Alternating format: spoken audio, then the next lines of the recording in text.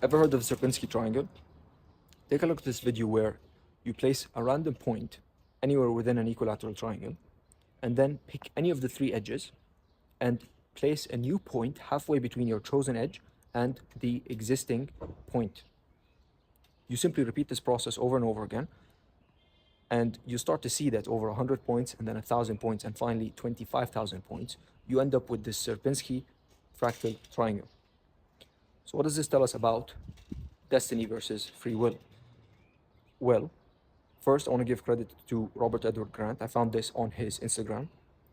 But what seemed like an initial sequence of random events, random choices, eventually led to the same destination.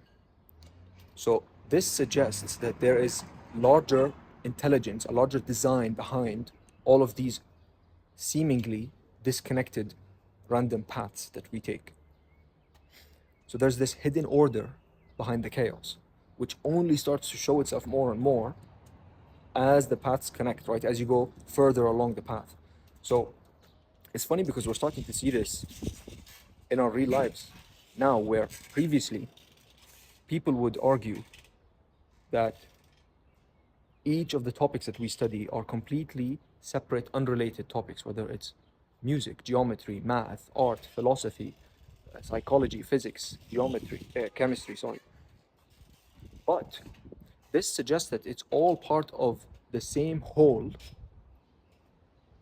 all connected. Why? Because it all originates from the same source, meaning everything is a fractal of each other. So this means that all of these different topics, or the people that are studying all of these topics, are basically describing the same original truth, or arriving to the same truth, just from different perspectives. So this goes back to the idea that there is no one truth, there is no one path that you're supposed to take, because if there were, then over time you'd start to see, just by trial and error of trying all of these different things, we would slowly start to converge towards the one resonant path, the one true path. So instead, that means there are multiple paths. So how do you figure out which of those are meant for you? Well, it makes sense that at that point, maybe there's an internal guidance system. Maybe there's something about you that is going to tell you what's meant for you, what resonates more for you. And this is where we come to the idea that, yes, although there are multiple paths, there are probably ones that are more resonant for you, and perhaps one that's the most resonant for you, which goes back to the idea of understanding your values and moving into your authentic self, because that's going to guide you towards your most aligned path. So what's the difference between taking any of the random paths and the one that's most aligned for you, if you're going to end up at the same place technically, if there is no free will? Well,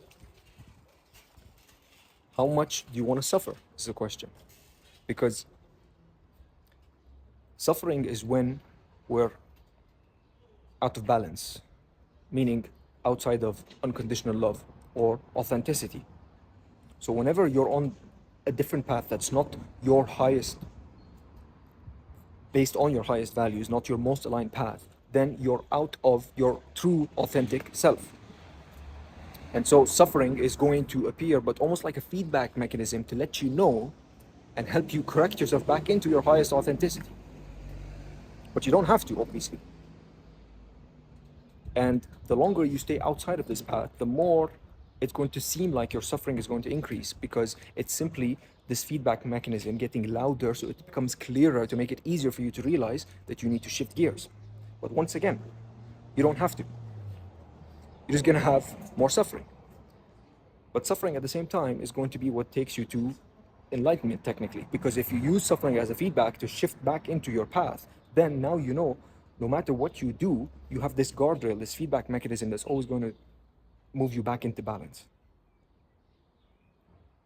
So, and when you do follow the path that's most aligned, that's when it feels like things are effortless, like the right people, the right circumstances all come to you, everything falls into place at the right time, exactly when you need it.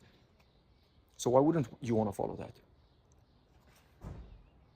And this realization, it's such a beautiful design, because you start to realize that we're all different because we're supposed to be, not because there's a better language, race, gender, field of study, career, whatever it is. It's because we're all meant to follow different ones to come to the same original one truth from different perspectives. So your contribution to the world becomes actually just being yourself and pursuing your most authentic self, your highest, most aligned path. That's your job. So you don't need to pretend to be anyone or do whatever you think people expect of you, because what's expected of you and the way you can contribute the most to everyone is to actually follow what has been designed with, what's been laid out. You come into this world with your strengths, your weaknesses, your customizations, your character flaws, whatever they are, for a reason, because these are going to contribute towards the perspectives that you develop over time, which affect the way you see the world, which then leads to the path you end up taking, but it's for specific reasons. So going back to destiny versus free will, what if it's not an either or, but it's a yes and? What if what seems like destiny of your dimensionally limited avatar is just the free will of your higher self? Your higher self that has specifically chosen all of these different parts of your life in order to go through these experiences and gain certain insights from this unique combination of limitations and perceptions. And at the same time, your dimensionally limited avatar has the ability to choose the path it wants to take, even though it's going to lead to the same end result. But there are thousands of different ways you can take it, right? Just like we saw with the Sierpinski triangle. So once again, maybe it's not an either or, and it's a yes and. And this way, it's almost like you can appreciate the best of both sides of things. You do have free will to choose your path to an extent, but at the same time, destiny is going to try and guide you towards the most aligned path, because that's the one that you're going to have the least amount of suffering, or the one where you're going to feel most aligned and most authentic. So it's just another one of these things that we realize, as much as we want things to be black and white, this or that, how much you're going to enjoy your life, how effortless things are going to feel, is always going to go back to your ability to hold paradox simultaneously, which is be in non-judgment, right? Because whenever you're trying to decide that this is better than this, there is some judgment there. But if you can manage to come back into the center wholeness, where you have no judgment, which is unconditional love, which is your authentic self, and that only comes from accepting both sides together as they are, that's when you feel like you're finally doing what you were meant to do. Speak soon.